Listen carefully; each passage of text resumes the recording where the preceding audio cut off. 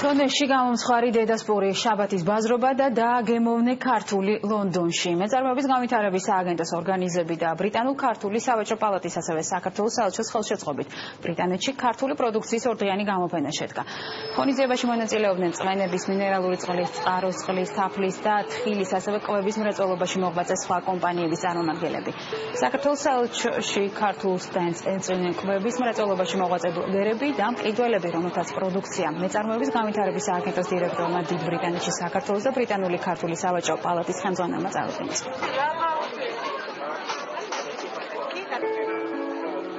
ჩვენ საქართველოს პოპულარიზაციას ვუწევთ, საქართველოს პროდუქციის, საქართველოს საექსპორტო პოტენციალის და როგორც ხედავთ, ძალიან ბევრი ადამიანია, ვინც არის მოსული და მინდა გითხრათ, რომ საქართველოს პროდუქცია აქ ყველაზე უფრო დიდი ინტერესი სარგებლობს და ამის თქვათ ძალიან ბედნიერები და კმაყოფილება. არის უამრავი უცხოელი სტუმარი, რაც კიდევ ერთხელ ხაზს უსმევს, რომ ნამდვილად ყველა დაინტერესებულია საქართველოში და სურს რომ მეტი იცოდეს.